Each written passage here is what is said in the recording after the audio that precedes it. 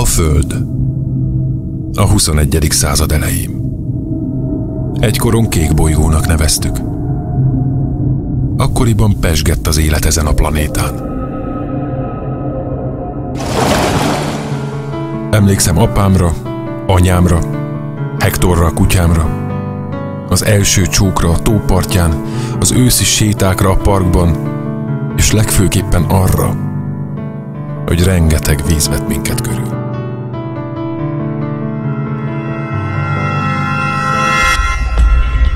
Hogy miért tűnt minden el? Talán azért, mert rohadt meleg lett, és a hőség pokoli. Csak pár ezren éltük túl. Ádám vagyok. De ez nem a paradicsom.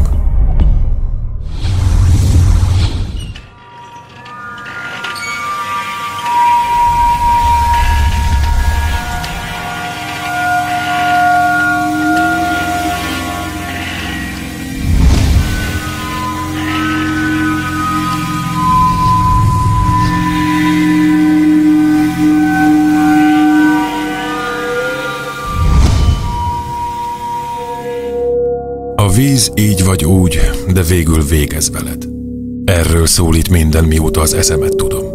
Vagy ma halsz meg a kiszáradásban, vagy holnap ölnek meg azért a kevés vízért, amire szükséged lenne az életben maradáshoz. Ha nincs vízed, kínlódva döglesz meg.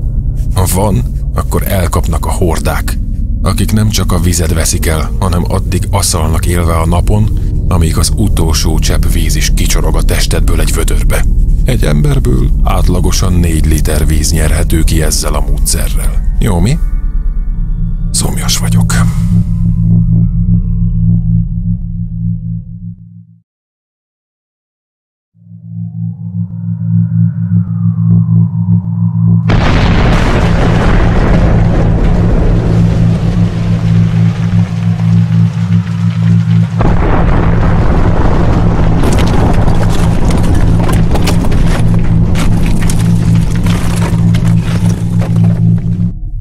Már jó pár éve, hogy meghalt minden és mindenki, amiért érdemes volt reggelente felkelni.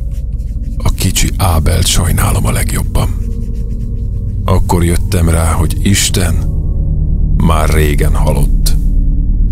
Nem lehet olyan kegyetlen, hogy hagyja, hogy egy apa végignézze, hogy a szomjúságtól szenvedő kis teste végleg kihűljön. Már csak ez a csonk tompa ceruza maradt, akinek elsírhatom a lelkemből megmaradt rész bánatát.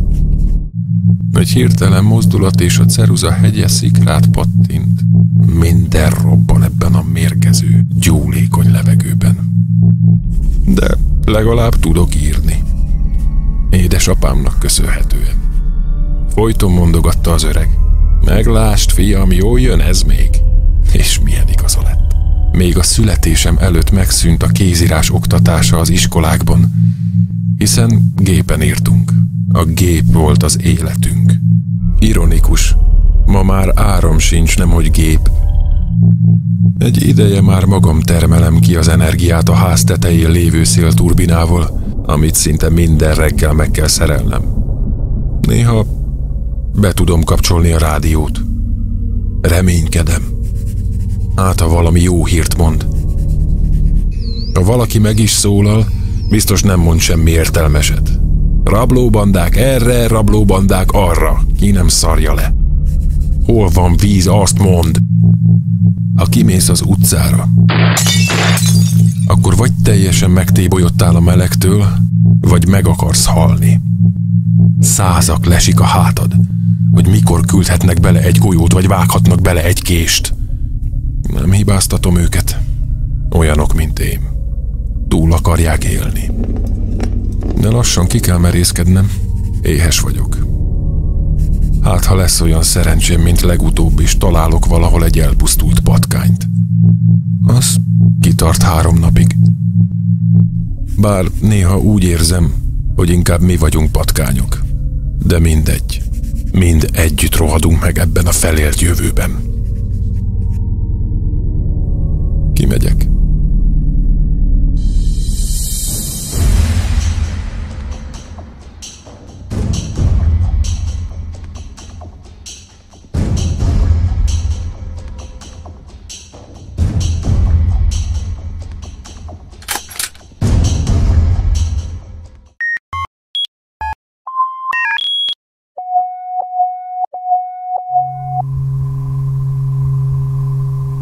Jelenlegi levegő összetétel: kén-dioxid 1%, szénmonoxid 0,7%. A levegő hőmérséklete árnyékban 51 Celsius fok. A kint tartózkodás kockázata magas, amennyiben kalkulálni szeretnél.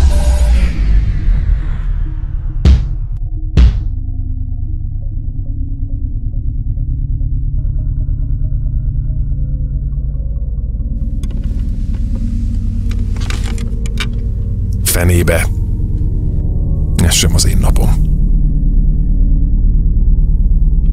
Vagy mégis?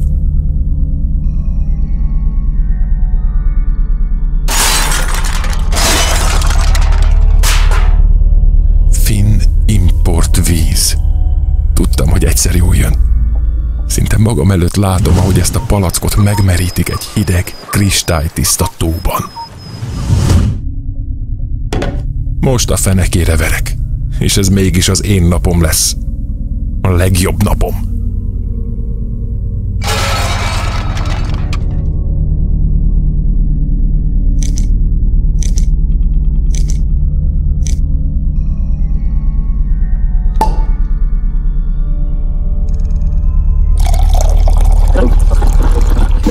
Ismétlem, újabb támadások zajlanak a város északi részén a fennmaradt vízkészletekért. Zárkózzanak be a lakásaikba. Tegyék meg az összes biztonsági intézkedést a saját védelmük érdekében. Használják esetleges fegyvert.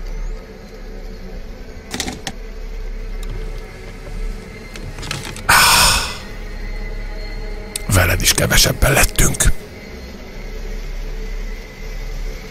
Az első kortyot a te egészségedre iszom, az utolsót meg az enyémre.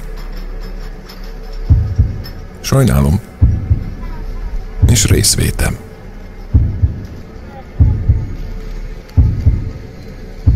Most betelik a pohár. És én minden kortyot átgondolok.